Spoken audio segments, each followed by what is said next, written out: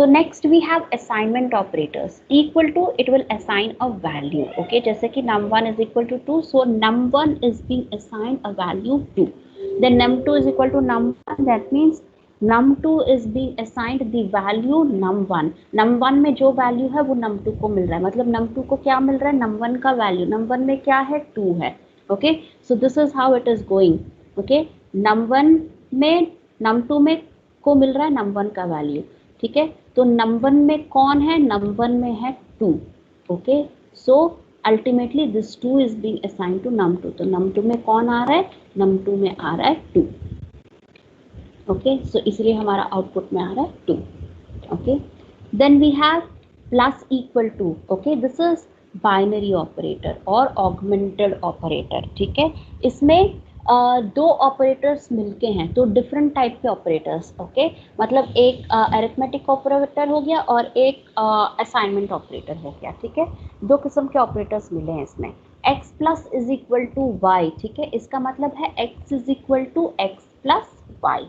Okay, वैसे ही x minus is equal to y, इसका मतलब है x is equal to x minus Y.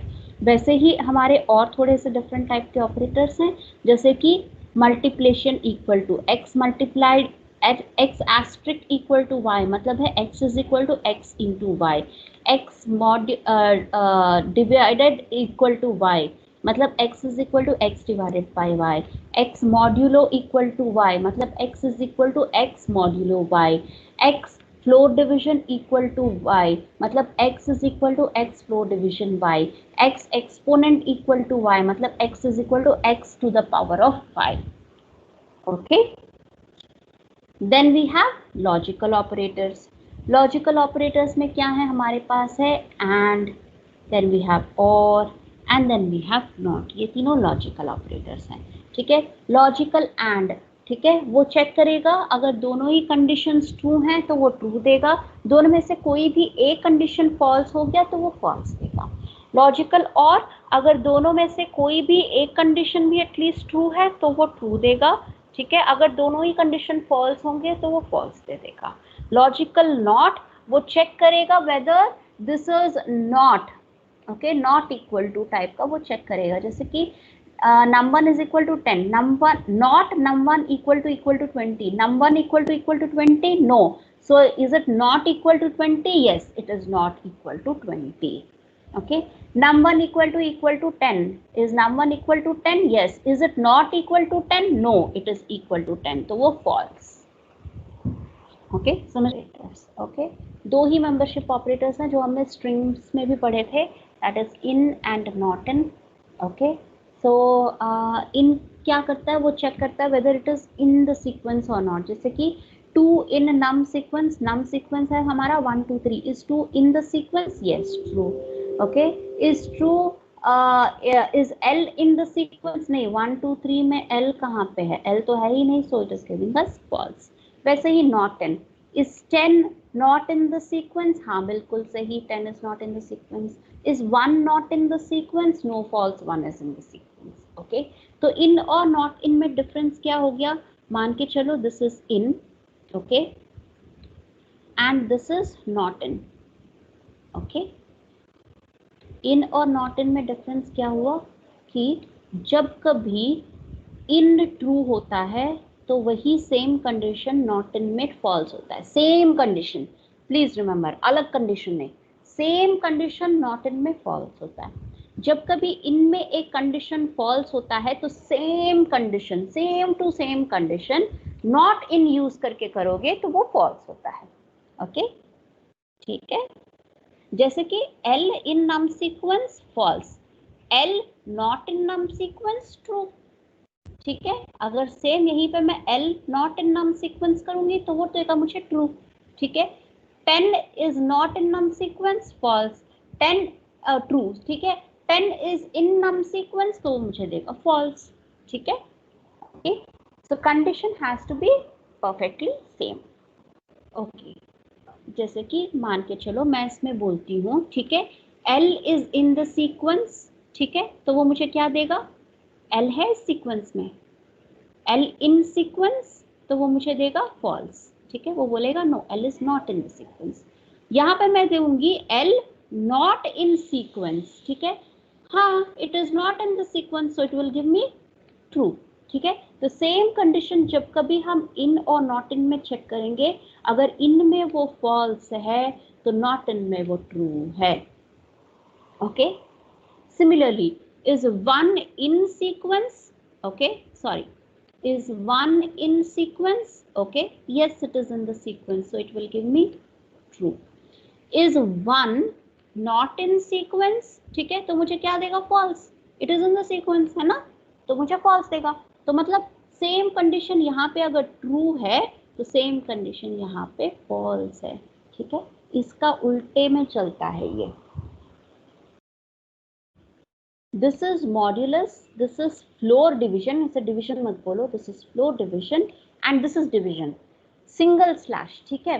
अब मान के चलो, suppose I give 24 divided by 2, okay, और 3, ओके, नहीं 24 डिवाइडेड बाय 5 करते हैं, okay. So what is 24 divided by 5, 5 4 20, ठीक है, फिर डेसिमल आ जाएगा 5 8 6, ठीक है। दिस इज नॉर्मल डिवीजन, ये समझ में आ गया नॉर्मल डिवीजन। अब मैं बोलूंगी 24 फ्लोर डिवीजन 5, ओके, ठीक है। सो वो सिर्फ कोशंट लेता उसमें, ठीक है। सो 5 4s are 20, ठीक है, रिमाइंडर में है 4 हमारा, है कि नहीं, 5 4s 20, 24 माइनस 20 तो रिमाइंडर में है 4, कोशंट में है 4, है कि नहीं। So what will it, quotient, same 24 modulus अगर मैं करूंगी, ओके, मॉड्यूलस 5, ठीक है, तो ये 5 4s 20, नीचे में आया है 4, so it is giving me 4 which is the reminder, ये रिमाइंडर वाले 4 को देगा, ओके। कुछ और एग्जाम्पल लेते हैं, मान के चलो 20 divided by 7, so 7 2s 14, 60, 7 8s 56, 40, ठीक है, 7 5s 35, फिर 50, ठीक है, इस तरीके से कुछ जा रहा है, सो 2.85 मान के चलो, okay, this is normal division, ठीक है। अब मैं आपको बोलती हूँ 20 फ्लोर डिवीजन 7, ठीक है, 7 2s 14, ठीक है कि नहीं, 7 2s are 14, so 20 minus 14 reminder में आ जाता है 6, सो क्वोशंट में कितना आ रहा है 7 2, ठीक है, so this is quotient, so it is going to give you the quotient. Similarly 20 modulus 7 अगर मैं बताऊं, ओके, 7 2s are 14, 20 माइनस हमें 6, मतलब reminder,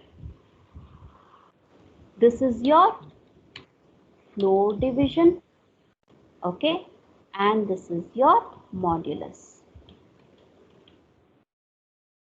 okay, is it clear? अब चलो वापस चलते हैं कि हम कुछ ऑपरेटर प्रेसिडेंसेस को देखते हैं and then we will go with the evaluation, okay.